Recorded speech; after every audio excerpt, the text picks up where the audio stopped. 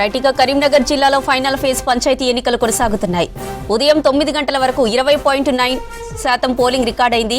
ఉదయం నుంచే పోలింగ్ కేంద్రాలకు తరలివచ్చి ఓటేస్తున్నారు జనం. 5 మండలాల్లోని 111 గ్రామ పంచాయతీల్లో పోలింగ్ జరుగుతోంది.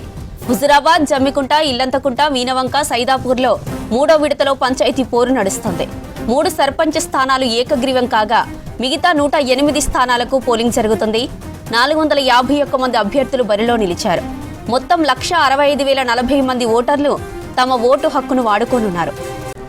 రైట్గా ఓటింగ్ కి సంబంధించిన మరిన్ని అప్డేట్స్ కరీంనగర్ నుంచి వెంకటేష్ లైవ్ లో అందిస్తారు. వెంకటేష్, 3వ విడత పోలింగ్ అప్డేట్స్ ఏంటి? కరీంనగర్ జిల్లాలో 3వ విడత పోలింగ్ అయితే చాలా ప్రశాంతంగా సాగుతుంది. ఇప్పటివరకు ఎలాంటి అవాంఛనీయ సంఘటనలు నమోదు కాలేదు. మొత్తం 9 గంటల వరకు ఇప్పటివరకు పోలింగ్ పర్సెంటేజ్ ఒకసారి అధికారులు విడుదల చేశారు. ప్రతి 2 గంటలకు ఒకసారి పోలింగ్ పర్సెంటేజ్ను అధికారులు విడుదల చేస్తున్నారు. దాని ప్రకారం మనకు జిల్లాలో 20.66% 9 గంటల వరకు నమోదైంది. ఇందులో మండలాల వరకు చూస్తే ఇల్లంతకుంటలో 22.58% పోలింగ్ నమోదైంది. ఇక్కడ మొత్తం 26,103 మంది ఓటర్లు ఉంటే 9 గంటల వరకు 5,694 మంది ఓటేశారు. హుజురాబాద్లో తీసుకుంటే 20.87% పోలింగ్ నమోదైంది. అందులో 35,943 మంది ఓటర్లు ఇక్కడ ఉన్నారు. హుజురాబాద్ మండలంలో మనకు ఓటేసిన వాళ్ళు మాత్రం 7,503 మంది మాత్రమే. తర్వాత జమ్మికుంటలో చూసుకుంటే ఇక్కడ కొంచెం తక్కువ పర్సెంటేజ్ అయింది. 15.62% మాత్రమే పోలింగ్ అయింది. ఇక్కడ మొత్తం ఓటర్లు 28,929 మంది ఉంటే 4,518 మంది ఓటు హక్కు వినియోగించుకున్నారు. ఇక వి సైదాపూర్, ఇది హుస్నాబాద్ కాన్స్టిట్యున్సీ పరిధిలోకి వస్తుంది. ఇక్కడ 24.28 అంటే ఉదయం 9 గంటల వరకు జరిగిన పర్సెంటేజ్లో ఈ అన్ని మండలాలకెళ్ళి కూడా సైదాపూర్ మండలంలో ఎక్కువ పర్సెంటేజ్ అయింది. ఇక్కడ మొత్తం 31,415 మంది ఓటర్లకు గాను 7,629 మంది ఓట్లేశారు. ఇప్పుడు మనం చూడొచ్చు ఈ మన పెద్దపాపాయపల్లి గ్రామంలో ఇంకా కూడా లైన్లో ఓటర్లంతా కూడా బార్లు తీరి ఓటు హక్కు వినియోగించుకుంటున్నారు. ఉదయం పూట నుంచే 7 గంటలకే ఇతర పనులకు వెళ్ళే ఓటర్లు కావచ్చు, తర్వాత ఏదైనా పనుల కోసం వెళ్ళే వాళ్ళు పొద్దున్న 7 గంటలకు వచ్చి లైన్ కట్టారు. ఇక్కడ మనకు పోలింగ్ ప్రక్రియను కూడా అధికారులు చాలా ప్రశాంతంగా నిర్వహిస్తూ ఉన్నారు. మనకు పోలింగ్ అధికారి ఇక్కడ రిటర్నింగ్ అధికారి ఉన్నారు. ఇక్కడ ఈ గ్రామానికి సంబంధించి ఎంత పర్సెంటేజ్ అయింది, ఎట్లాంటి చర్యలు తీసుకున్నారని తెలుసుకునేందుకు మనకు రిటర్నింగ్ అధికారి మనతో పడినారు. సార్, మనకు 9 గంటలకు ఎంత అయింది సార్ మీకు? సార్, ఇప్పుడు ఇక్కడ 2,875 ఓట్లు ఉన్నాయి.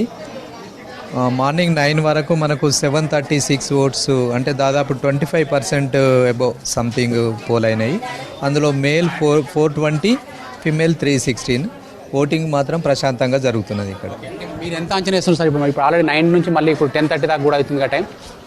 ఇంకా ఒక 20% వరకు ఉంటుంది. ఇప్పటికీ వచ్చిపోయే జనాలను మనం గమనించినట్లయితే నియర్లీ 50% దాకా అనుకుంటున్నా, నేను భావిస్తున్నా.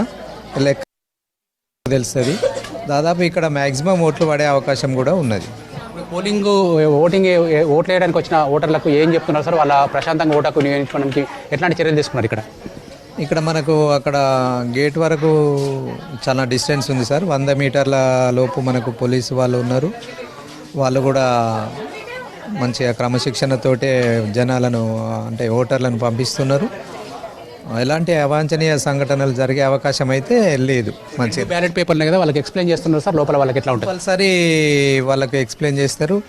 మొదట వార్డు మెంబర్, తర్వాత సర్పంచ్ ఓటు వాళ్ళు ఇస్తారు. అక్కడ పిఓలు, ఓపీఓలు వాళ్ళు వెల్ ట్రైన్డ్, ఇది వరకు చేసిన అనుభవం ఉన్నది. మళ్ళీ 2-3 సార్లు ట్రైనింగ్ జరిగింది. ఇప్పుడు ఒక్కొక్కరు అయితే ఈ విడతలు అయితే ఇది 3rd టైం చేస్తున్నారు. కాబట్టి వాళ్ళు చాలా నీట్గా ఓట్లు కూడా నమోదయ్యే అవకాశం ఉంది. ఎందుకంటే ఇంకుతోటి గుర్తేస్తారు కాబట్టి మలిసేటప్పుడు కొంచెం వేరే గుర్తు కంటే అవకాశం ఉంటుంది. అట్లాంటి జరగకుండా ఏమైనా స్పెషల్ కేర్ తీసుకుంటారు? చెప్తారు అక్కడ మనకు పిఓలు, అది నిలువుగా మలవాలని చెప్తారు. ఎందుకంటే అడ్డం మలిస్తేనేమో మనకి ఇంకు అటు ఇటు పడుతుంది, నిలువు మలిస్తే 2 వైపులు అదే చోట పడుతుంది. కాబట్టి వాళ్ళు ఎక్స్ప్లెయిన్ చేస్తారు. అంటే కొంచెం ఏమన్నా తెలియని అటువంటి వాళ్ళు, వృద్ధులు అట్లాంటి వాళ్ళు ఉండేది ఉంటే కంపల్సరీ వాళ్ళకు సూచనలు ఇస్తారు. పోలింగ్ అధికారి చెప్తున్న ప్రకారం అయితే మనకు పోలింగ్ ప్రశాంతంగా నిర్వహించుకునేందుకు అన్ని రకాల చర్యలు తీసుకున్నామని చెప్తున్నారు. ఇప్పుడు ఈ బూత్ వరకు జరిగిన పర్సెంటేజ్ దాదాపు 50% దాకా కూడా ఉండొచ్చు అనేది ఆయన అంచనా వేస్తున్నారు. మరికొద్దిసేపట్లో 11 o'clock సంబంధించిన సమాచారం వస్తుంది. మనకు ఇప్పటివరకు జరిగిన ఈ 5 మండలాలు కాకుండా మనకు కరీంనగర్ జిల్లాలో మొత్తం 318 గ్రామాలు అయినాయి. దానికి ఈ 318 గ్రామాల్లో మొదటి విడత, 2వ విడత ఆల్రెడీ 92, 113 గ్రామాలలో ఎన్నికలు పూర్తయినాయి. తర్వాత ఇప్పుడు మనకు 3వ గ్రామాలు ఉంటాయి. ఇందులో 3 గ్రామాలు ఏగ్రీవ్ అయిపోయినాయి. అందులో సైదాపూర్ మండలంలోని ఆరపల్లి, తర్వాత వీనవంక మండలంలోని మల్లన్నపల్లి, తర్వాత ఇల్లంతకుంట మండలంలోని భోగంపాడు గ్రామాల్లో కూడా పోలింగ్ పూర్తయింది. ఈ పోలింగ్ ఇక్కడ ఏగ్రీవ్ అయినాయి కాబట్టి ఈ 3 కాకుండా 108 గ్రామ పంచాయతీలో ఎన్నికలు జరుగుతున్నాయి. ఇంకొక 2 గ్రామాలు మాత్రం కోర్టు కేసు కారణంగా అవి పక్కన పెట్టేశారు. రామచంద్రాపూర్ అండ్ కుర్మపల్లి, ఇవి సైదాపూర్ మండలంలో ఉన్నాయి. మనకు ఓవరాల్గా కనుక ఇప్పటివరకు ఉన్న పర్సెంటేజ్లు కావచ్చు, నమోదవుతున్న పోలింగ్ శాతం కావచ్చు చూస్తే మనకు కరీంనగర్ జిల్లాలో అత్యధికంగా ఓటర్లు ఓటు హక్కు వినియోగించుకుంటున్నారు. మొదటి ఫేజ్లో 82% ఓటు శాతం నమోదైతే రెండో ఫేజ్లో 85% దాటింది. దాదాపు 86% దాకా పోలింగ్ నమోదైంది. ఇవల్ల కూడా జరుగుతున్న ట్రెండ్స్ కావచ్చు, పోలింగ్ బూత్లకు వస్తున్న ఓటర్ల సంఖ్యను కూడా చూస్తే దాదాపు 85 నుంచి 87% దాకా కూడా ఓటింగ్ జరిగే అవకాశం ఉన్నట్టుగా కనిపిస్తూ ఉంది. ఆ మేరకు పెద్ద ఎత్తున కూడా ఓటు హక్కు వినియోగించుకున్న సిచ్యువేషన్ కనిపిస్తూ ఉంది. మనకు ఈ కరీంనగర్ జిల్లాతో మనకు మొదటి ఫేజు రెండో ఫేజ్లో మనకు జగిత్యాల కాన్స్టెన్సీ, కొరుట్ల కాన్స్టెన్సీ పరిధిలోని ఎన్నికలు జరుగుతాయి. ఇప్పుడు మూడో ఫేజ్లో మనకు అక్కడ ధర్మపురి కాన్స్టెన్సీ పరిధిలో ఎన్నికలు జరుగుతూ ఉన్నాయి. అక్కడ ధర్మపురి కాన్స్టెన్సీలో మంత్రి అడ్లూరు లక్ష్మణ్ కుమార్ అక్కడ ప్రాతినిధ్యం వహిస్తున్నారు కాబట్టి అక్కడ స్పెషల్గా ఆయన కూడా చాలా ఫోకస్ పెడతా ఉన్నారు. ఎక్కడైతే ఎమ్మెల్యేలు, కాంగ్రెస్ ఎమ్మెల్యేలు ఉన్నారో వాళ్ళ పరిధిలో అత్యధికంగా వాళ్ళ అభ్యర్థుల కోసం మద్దతుగా ప్రచారం చేశారు. నిన్న సాయంత్రం 5 గంటల వరకు, మొన్న సాయంత్రం 5 గంటల వరకు కూడా ప్రచారం జరిగింది. మొన్నటి నుంచి సైలెంట్ పీరియడ్లో భాగంగా నిన్న అంతా కూడా గప్చుప్ ప్రచారాలు జరిగినాయి. ఆ ప్రచారాలకు అనుగుణంగా ఎవరికి ఓటేస్తారనేది మనకు చాలా తేలాల్సి ఉంది. ఓవరాల్గా అయితే ఇప్పుడు మనకు ఈ మండలాల్లో మనకు ఫేజ్ 1, ఫేజ్ 2, ఫేజ్ 3 కనుక తీసుకుంటే చాలా పెద్ద ఎత్తున ఓటింగ్ అయితే నమోదయ్యే అవకాశం ఉంది. కరీంనగర్ జిల్లాలో ఇప్పుడు ఈరోజు జరుగుతున్న 3వ ఫేజ్ కనుక తీసుకుంటే కరీంనగర్ జిల్లాలో 108, సిరిసిల్ల జిల్లాలో 80, ఉమ్మడి జిల్లా గురించి చెప్తున్నాను నేను. జగిత్యాలలో 113 గ్రామాలు, పెద్దపల్లిలో 85 గ్రామాలు, అంటే ఏగ్రీవాలు పోను మొత్తం 386 గ్రామ పంచాయతీల్లో పోలింగ్ జరుగుతోంది. కరీంనగర్ జిల్లా ఓటింగ్ పరంగా చాలా చైతన్యవంతంగా ఉంటుంది. ఎప్పుడు కూడా ఓటు హక్కు వినియోగించుకునే అవకాశాన్ని ఎక్కడి ఓటర్లు సాధ్యమైనంత వరకు వదులుకోరు. ఎందుకంటే మనకు ఓటు వేయడం అనేది ఒక మనిషి బతికున్నాడనే సూచనగా ఇక్కడికి భావిస్తూ ఉంటారు. ఒకవేళ ఎంత చాతగాని వాళ్ళైనా, వృద్ధులైనా కూడా ఇక్కడ కర్రలు పట్టుకొని, తర్వాత వీల్ చైర్ పట్టుకొని వస్తూ ఉన్నారు. వాళ్ళను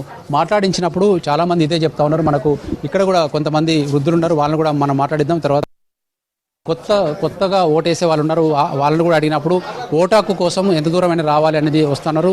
నేటి యువత కూడా గ్రామాలలో ఉన్న సమస్యలను తెలుసుకునేందుకు ప్రయత్నిస్తూ ఉన్నారు. గ్రామాలలో ఎట్లాంటి సమస్యలున్నాయి, ఎవరైతే మంచి అభ్యర్థి ఓటేయాలని చెప్పి వాళ్ళు కూడా మనకు అర్థమవుతుంది. ఇక్కడ కొంతమంది మహిళలు ఉన్నారు. అమ్మ, ఎన్నోసారి ఓటేయడం నీకు తెలిసినంత వరకు, ఆదుకున్నంత వరకు? మా పెళ్ళైన కంచెలు ఎత్తాను. 35 ఏళ్ళు 40 ఏళ్ళ దగ్గరకు వస్తాను. ఇప్పుడు సర్పంచ్ ఎన్నికలకు, ఎమ్మెల్యే ఎన్నికలకు ఏం తేడా ఉంటుందమ్మా? నాకేం తెలియదు సార్. ఎంతమంది ఉన్నారు పోటీలా సర్పంచ్? ఇక్కడ 5 ఉన్నారు. 5 ఉన్నారు. వాళ్ళ ఇంటికి వచ్చి ఏం అడిగారు, ఏం చెప్పారు మీకు? మీరు వేయాలి అని అందరూ వేయమన్నారు, వేస్తామన్నా. మీరు అడగలేదా మాకు ఇది చేస్తేనే ఓటేస్తాం అది అని?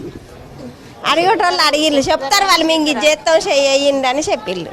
అమ్మా మీరు చెప్తారు, ఇది చేస్తాం అది చేస్తాం ఓటేయండి అని చెప్పారు. ఇక మీరు మీకంటూ కొన్ని కోరికలు ఉంటాయి కదా, ఇప్పుడు ఈ రోడ్డు కావాలి, లేకుంటే డ్రైనేజ్ కావాలి, అది మోరీలు కావాలి, రోడ్డు కావాలని చెప్పినాం, చేస్తామన్నారు. ఇప్పుడు ఎమ్మెల్యే ఎన్నికలు అప్పుడు కూడా పెద్ద ఎత్తున ఓటా కేసు, ఈరోజు సర్పంచ్ ఎన్నికలు జరుగుతున్నాయి, వార్డు మెంబర్ కూడా ఓటేస్తున్నారు. 2 ఓట్లు వేయాలి విషయం తెలుసా? తెలుసు. 2 ఏ ఓటు దేనికమ్మా? తెల్ల కలర్ దేనికి, గులాబీ కలర్ దేనికి? వార్డు నెంబర్కు తెల్ల కలరు, గులాబీ కలర్ది సర్పంచ్. ఎక్స్ప్లెయిన్ చేసారు మీకు ఇంటికి వచ్చి ఎట్లా చేయాలి దాన్ని? ఓకే.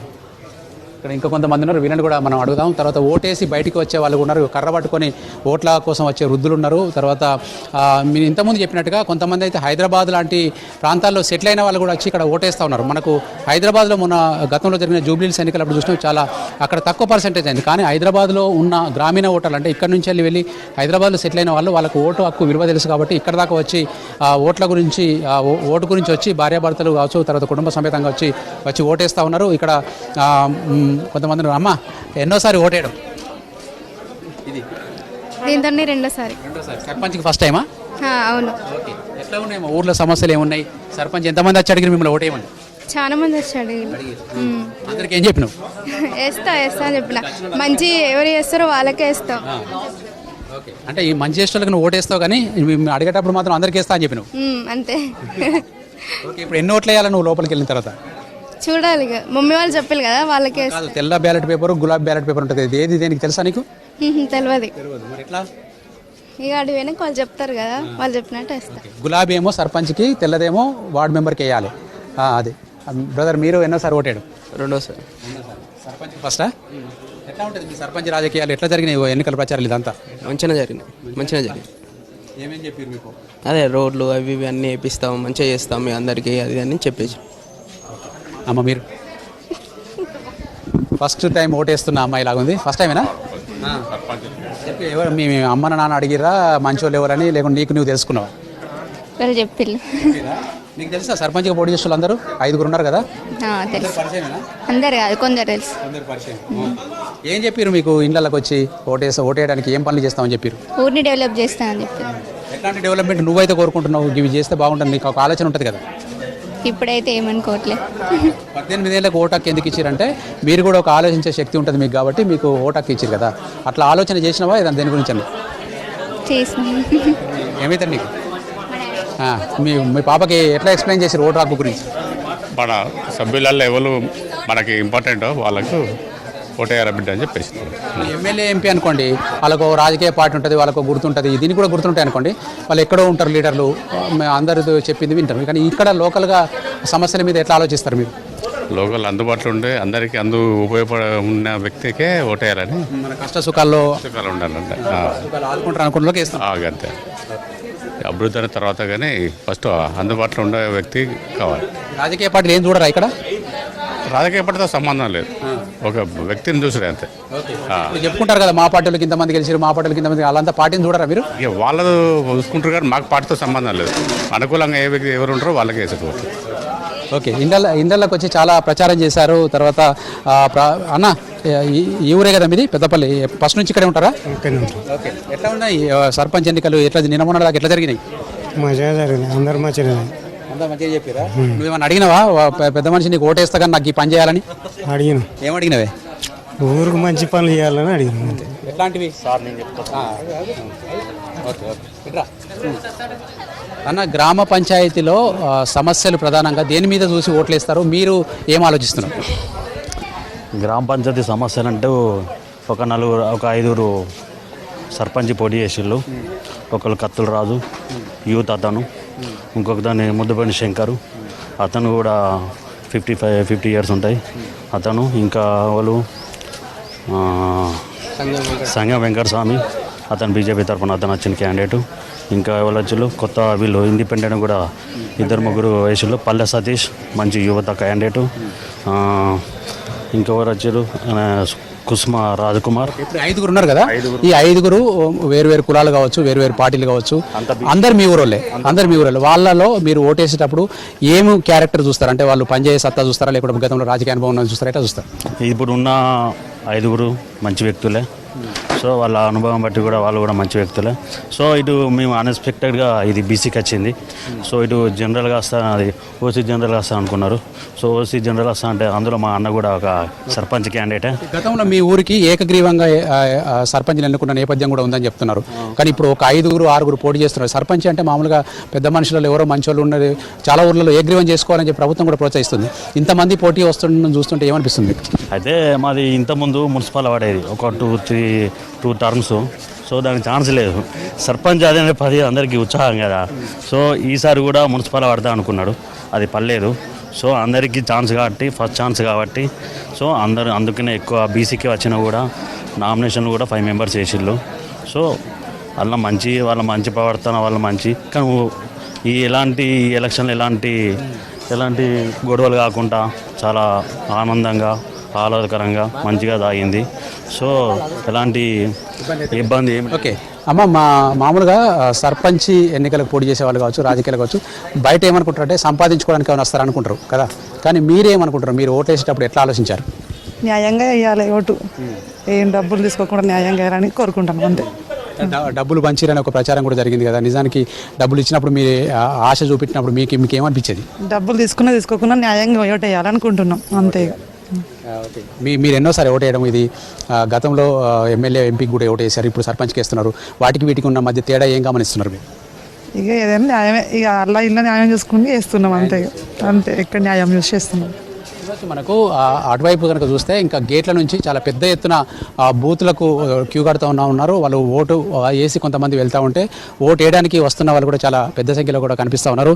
ఇప్పుడు మనం చూస్తున్న ఈ పెద్ద పాప మనకు అటు జమ్మికుంట మండలము, వీణవంక మండలము, తర్వాత ఇల్లంతకుంట, ఇటు సైదాపూర్. ఇక్కడ ఒక ప్రత్యేకత ఉంది. మనకు జమ్మికుంట మండలం తీసుకుంటే అక్కడ పత్తి మార్కెట్ ఉన్న ప్రాంతం అది. అక్కడ చుట్టుపక్కల పత్తి రైతులంతా కూడా వస్తూ ఉంటారు. గ్రామీణ ప్రాంతాల రైతులకు సంబంధించిన మార్కెటింగ్ సౌకర్యం కావచ్చు, మిగతా సౌకర్యాలు కావచ్చు ఏర్పాటు చేయాల్సి ఉంటుంది. అన్న ఓటు వేయడానికి వస్తున్నారు ఇప్పుడే వస్తున్నాను. ఏంటైంది కొద్దిగా ఫ్రెష్ అప్ అయ్యి వస్తున్నావు ఫీల్డ్ మీద పోయింటి. ఓకే, ఎట్లా చూస్తున్నారు ఈ సర్పంచ్ ఎన్నికల్ని? అంటే రాజకీయాల పరంగా చూస్తారా, మనిషి పరంగా చూస్తారా? మనిషి పరంగా చూస్తారు, మనిషి పరంగానే. ఓకే, ఒకప్పుడు గ్రామ పంచాయతీల సర్పంచ్లు అంటే ఒకలో ఇద్దరు నిలబడేటోళ్ళు, వాళ్ళిద్దరిట్లో వాళ్ళు మంచి వాళ్ళు ఉంటే వాళ్ళు కొన్నిసార్లు ఏ గ్రహం కూడా అయ్యేది. మీ ఊళ్ళో కూడా గతంలో ఎన్నుకున్నట్టు ఉన్నది, కానీ ఇప్పుడు ఇంతమంది పోటీలో ఉన్నారు, ఏమనిపిస్తుంది అంటే యువత అందరూ రావాలని, రాజకీయాలకి రావాలని చూస్తున్నారు. అందుకు అని అంటే రాజకీయాలకు దీన్ని ఒక వేదికగా వాడుకోవాలని పోటీ చేస్తున్నారు అంతే కదా. రాజకీయాలకు యువత కూడా వస్తుంది. వరకు పెద్ద మనుషులు ఉండేది, వాళ్ళతోటి నడిచేది, ఎవరు చెప్తే వాళ్ళకి వేసేది. ఇప్పుడు యువత కూడా ఎంట్రీ అవుతుంది, అంత యువత ఉన్నది, వేరే వాళ్ళు ఎవరు లేరు. అదే ఇప్పుడు పోటీ చేసిన వాళ్ళ ఏ వయసు కేటగిరీ ఉన్నారు? మీరు వయసుల ప్రకారం చూసి పెద్ద మనిషి అనుకుని పెద్దరికం ఇస్తారా, లేకుంటే చిన్న పిల్లగాళ్ళు కాబట్టి మంచిగా యాక్టివ్గా పనిచేస్తారు అనుకుంటారా? యాక్టివ్గా పనిచేసే వాళ్ళకే ఉంటుంది ఎక్కువ, అంతే కదా. అంత యూతే ఉన్న పెద్ద ఏజ్ వాళ్ళు ఎవరు లేరు. కొంతమంది వాలంటీర్లు కూడా వాళ్ళకి సేవలు అందిస్తున్నారు ఓటర్లకు. మీరు వచ్చే ఓటర్లకు ఏం చెప్తున్నారమ్మా? మేము బూత్ లెవెల్ ఆఫీసర్గా గత 20 years నుంచి చేస్తున్నాము. యాక్చువల్గా మేము ICDS డిపార్ట్మెంట్లో అంగన్వాడీ టీచర్స్ అండి. కానీ మేము ఇక్కడ వచ్చే వాళ్ళకు ఎవరైతే ఫస్ట్ బూత్లో నుంచి స్లిప్స్ ఇస్తామండి ఇంటింటికి వెళ్ళి. అయితే ఎవరైనా స్లిప్స్ తెచ్చుకొని వాళ్ళు అట్లనే ఏ వార్డుకి ఎవరు వెళ్ళాలి, వాళ్ళకు డైరెక్షన్స్ చూపించుకుంటూ ఉంటామండి మేము. అట్లనే వాళ్ళకు సిమ్టమ్స్ చూపిస్తూ ఉంటాం. అంటే ఫోన్స్ తెచ్చుకోవద్దు, ఎవరితో మాట్లాడద్దు, డైరెక్ట్ వాళ్ళ ఓటు వినియోగించుకొని వెళ్ళాలని చెప్పడం జరుగుతుందండి ఇక్కడ కూర్చొని. ఓటింగ్ నిర్వహించుకునేందుకు చాలా రకాల వ్యవస్థలు పనిచేస్తున్నాయి. అటు పోలీస్ డిపార్ట్మెంట్తో కావచ్చు, ఇట్లాంటి అంగన్వాడీలు కావచ్చు, వచ్చిన ఓటర్లకు వాళ్ళకు ఏ బూత్లో ఓటేయాలి, తర్వాత ఎట్లా ఓటేయాలనేది కూడా ఎక్స్ప్లెయిన్ చేస్తున్నారు. ఓవరాల్గా అయితే ఎట్లాంటి ఇబ్బంది లేకుండా ఇక్కడ పోలింగ్ అయితే ప్రశాంతంగా కొనసాగుతుంది. జ్యోతి.